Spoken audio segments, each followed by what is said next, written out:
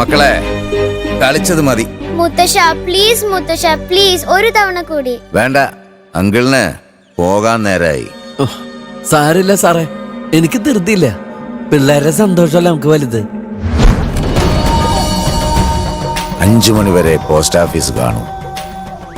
ഇന്ന് തന്നെ തന്റെ കാര്യം തീർപ്പാക്കി തരാം. പോവാല്ലേ?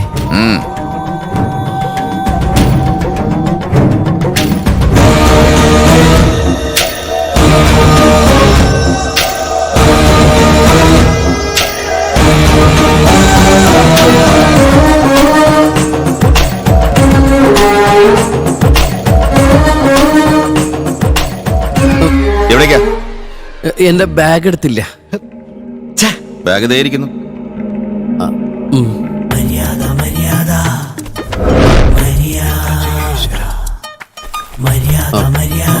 ഒരു മിനിറ്റ്. കൃഷ്ണയുടെ ഡ്രോയിങ് ബുക്ക് ഞാൻ തന്നില്ലേ? തന്നിരുന്നു. മറന്നിട്ടില്ലല്ലോ? ഇല്ല. അത് കേട്ടാ മതി. അങ്ങോട്ട് പോയിട്ട് വരട്ടെ. ഡോക്ടർക്ക് സുഖം തന്നെയല്ലേ? മുത്തശ്ശി അനുഗ്രഹിക്കണം. നന്നായി വരും. ആയിക്കോട്ടെ. മുത്തശ്ശി ദീർഘസുമംഗലിയെ.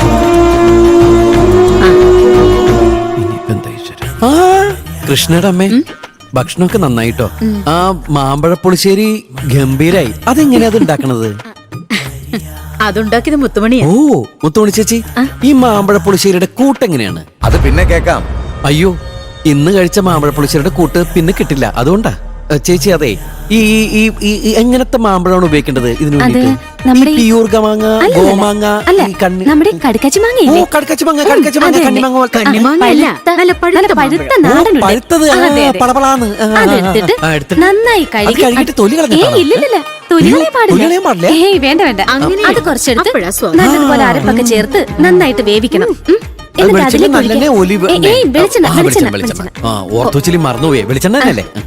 വെളിച്ചെണ്ണ ഒഴിച്ചിട്ട്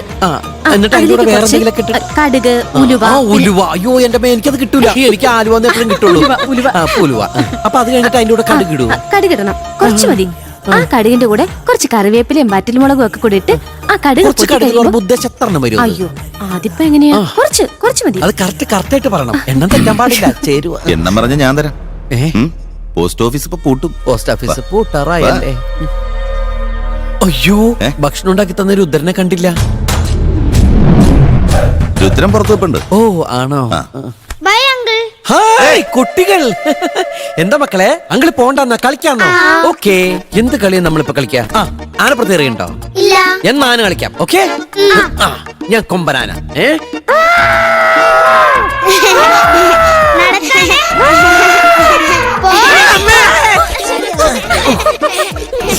ഞാൻ ഒരാളെ ഉദ്ദേശിച്ചുള്ളൂ. ആന ഇപ്പൊ പെണ്ടുവിട്ടേനെ. ഓ,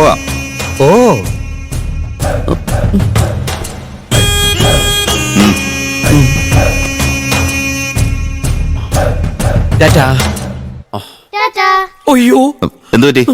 എന്റെ പേഴ്സ് കാണാനില്ല. എന്റെ എല്ലാ സമ്പാദ്യം അതിനകത്താ. ഇത്ര നേരം ഉണ്ടായതാ കയ്യില്. ചുമ്മാ എല്ലാരും ഒന്ന് നോക്ക്. കിട്ടണേ.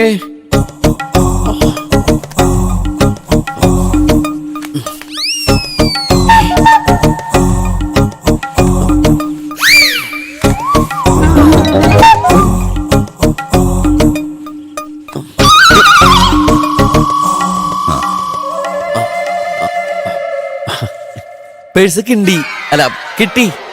പേഴ്സ് കിട്ടി.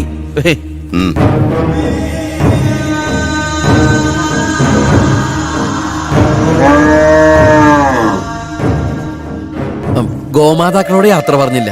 ഇപ്പൊ വരാവേ.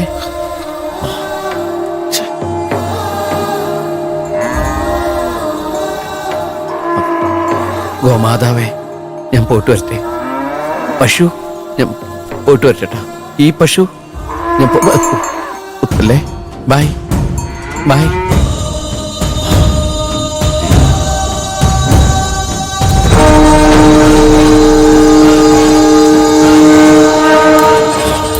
പോയിട്ട് വരാവേ. ടാറ്റ.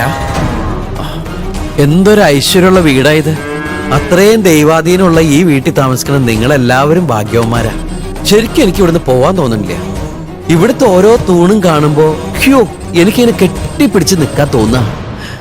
ഓ ഈശ്വര, എന്താ വീടല്ലേ. ഒരു വീടിന്റെ ഐശ്വര്യം തൂണുകളാണ്. തൂണുകളുള്ള വീടുകൾ കാണുമ്പോ ഈശ്വരൻ കുടിയിരിക്കണ പോലെ തോന്നും. തൂണിലും തുരുമ്പിലും ഈശ്വരനുണ്ടെന്നല്ലേ. ഓ ഈ വീട് ഒരു സ്വർഗാണ്. സ്വർഗമാണ് ഈ വീട്. എനിക്ക് ഈ വീടിനെ സ്നേഹിച്ചത് മതി. വാ.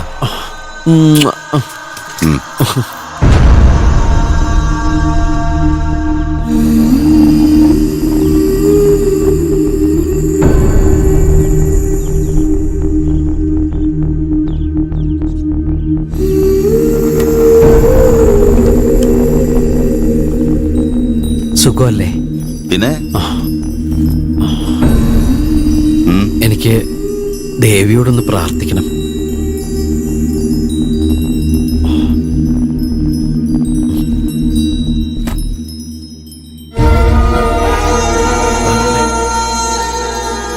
അവൻ പുറത്ത് കിടന്ന ഉടനെ വാതിലടച്ചേക്കണം. അമ്മ അറിയരുത്.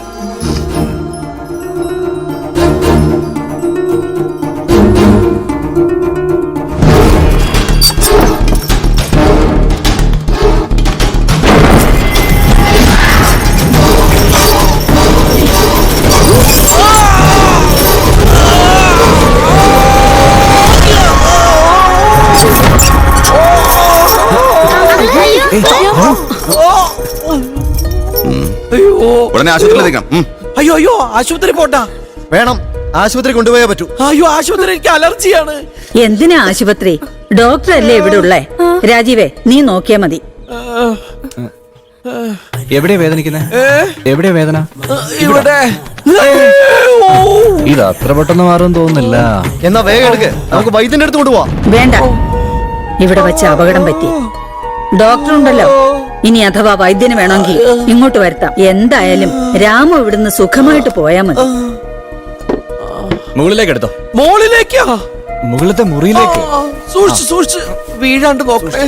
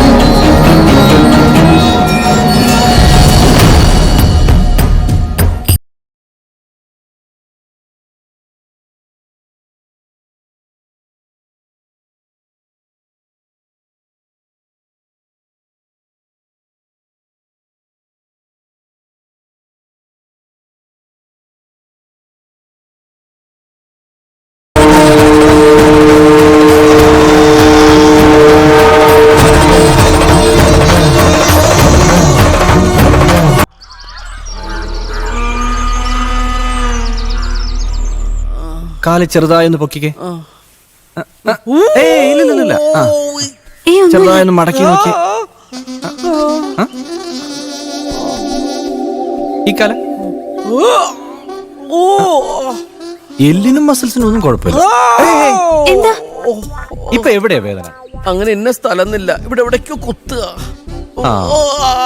ഇനി ഡിസ്കിനെങ്ങാനും പരിക്കുണ്ടായ തലച്ചോറിലേക്കുള്ള വെയിൻ വീക്കം. അങ്ങനെ സംഭവിച്ച ഇടത് കൈയുടെ ചെറുവിരൽ ദാ ഇങ്ങനെ അനങ്ങിക്കൊണ്ടേയിരിക്കും.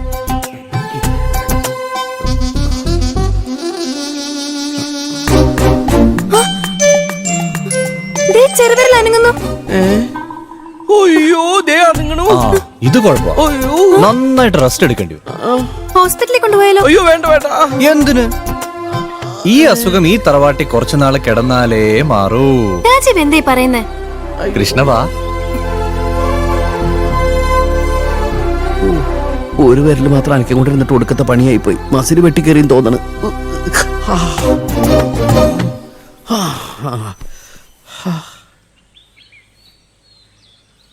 ഈ തിളച്ച വെള്ളം എവിടെ ഒഴിക്കണ്ടേ?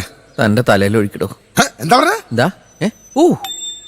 എന്താ മസില് കണ്ടിട്ട് കൊതിയാവുക. സിക്സ് പാക്ക് കാണല്ലേ ചേട്ടാ? വിങ്സ് ഇല്ലേ? പിന്നെ കൈ പൊക്കി വിരിക്കാൻ പറ്റോ? പിന്നെന്താ? ശരിക്കും മുകളിലേക്ക് കാണിച്ച് വിരിക്കാൻ പറ്റോ? പിന്നെ നോക്കട്ടെ, ഒന്ന് കാണിക്കുന്നേ.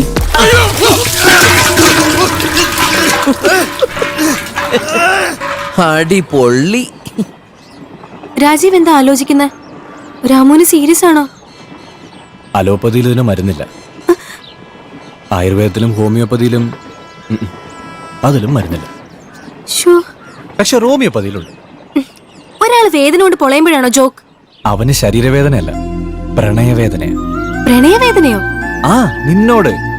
അവൻ നിന്നെ കാണാനും കാര്യങ്ങൾ തുറന്നു പറയാനും വേണ്ടി എവിടെ കിടന്ന് ഈ ചുറ്റി കളിക്കുന്നത്. പിന്നെ ഇല്ലെങ്കിൽ നീ മറഞ്ഞു നിന്നൊന്ന് ശ്രദ്ധിക്കേ, അപ്പൊ മനസ്സിലാവും കാര്യങ്ങൾ.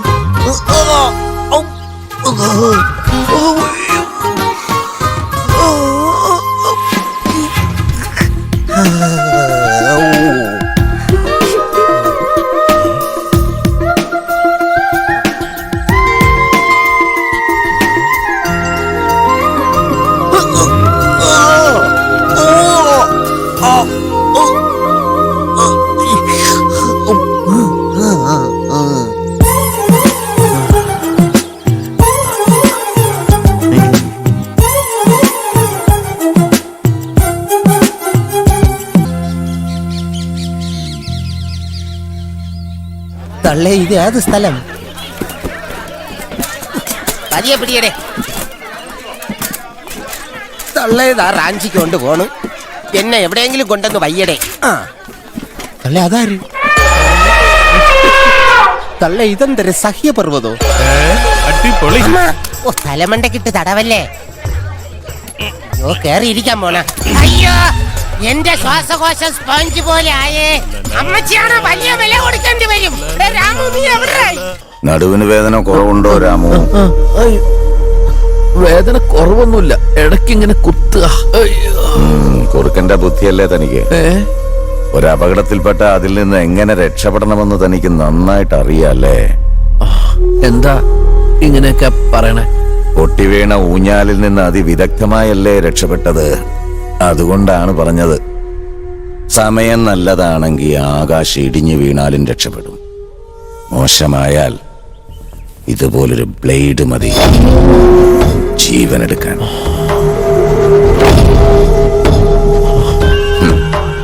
ജന്മം നൽകിയവരുടെ പാപഫലങ്ങൾ മക്കൾ അനുഭവിച്ചേ പറ്റൂ.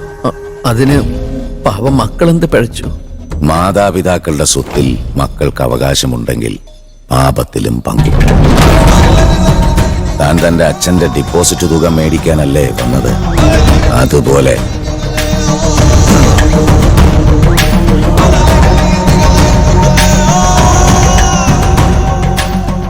ഇന്ന് നിന്റെ കാര്യം തീർക്കാൻ എനിക്ക് പറ്റിയില്ല, നാളെ തീർത്തു തരാം. ഞാൻ പോസ്റ്റ് ഓഫീസിലെ കാര്യമാണ് പറഞ്ഞത്.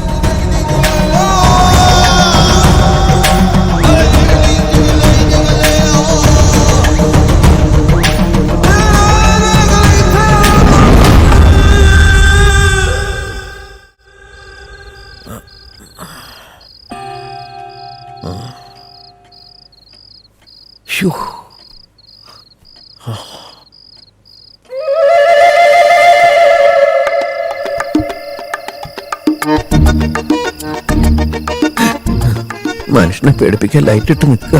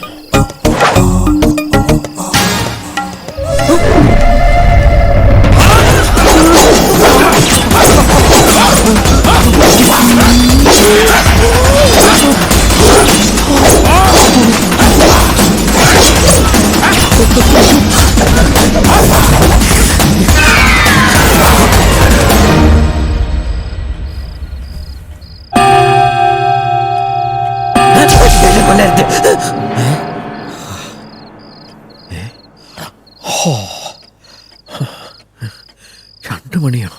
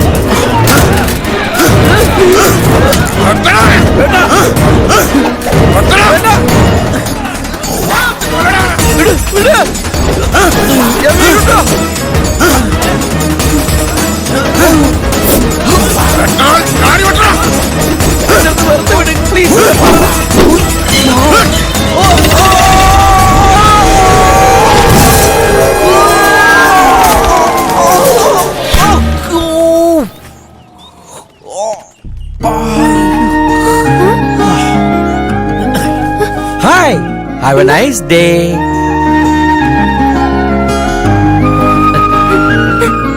Thank you. അല്ല, നടുവേദന മാറിയോ? ഞാനത് മറന്നു. മറന്നോ? അല്ലല്ല, പറയാൻ മറന്നു. അത് ഇന്നലെ ഒരു 12-15 നടുവേന പോയി കേട്ടാ. ഒരു പ്രശ്നമില്ല, നടുവെച്ച് ഞാനിപ്പോ എന്തും ചെയ്യും. അപ്പൊ പിന്നെ പോകാം അല്ലേ? രാവിലെ തന്നെ നിന്റെ പണി തീർത്തേക്കാം. എന്ത് പണി? പോസ്റ്റ് ഓഫീസിലെ പണി. അതൊക്കെ ഇപ്പോ സാറൊക്കെ ഇനി എഴുന്നേറ്റ് വരണ്ടേ? സാർ എഴുന്നേറ്റ് റെഡിയായി നിനക്ക് വേണ്ടി കാത്തിരിക്കുക. വാ. എന്റെ ബാഗ്.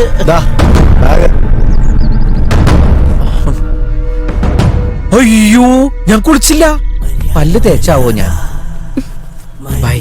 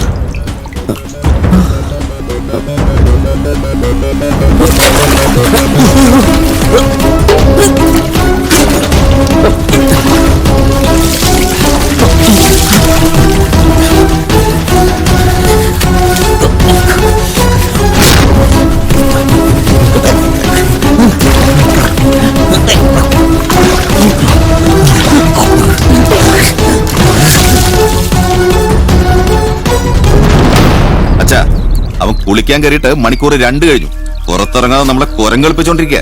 പുറത്തിറങ്ങിയാൽ അവനെ വെട്ടി കൊല്ലുമെന്ന് മനസ്സിലായി. അതും എനിക്ക് മനസ്സിലായി. പിന്നെ എന്തിനാ വെച്ച് താമസിപ്പിക്കണേ? അവനെ വരച്ച് പുറത്തേക്ക് എറിയട്ടെ. വിധിയെ തടുക്കാൻ ആർക്കും കഴിയില്ല. ഈശ്വരൻ അവന് വിധിച്ച ആയുസ് ഇന്ന് ഇവിടെ വെച്ച് തീരും. ഇന്നത്തെ ദിവസത്തിന്റെ പ്രത്യേകത മറന്നോ? ഇന്നാണ് നിങ്ങളുടെ ഇളയച്ചനെ വെട്ടിക്കൊന്ന ദിവസം. പക തീർക്കാൻ ആ ദിവസം തന്നെയാണ് ഈശ്വരൻ നമുക്ക് തന്നത്.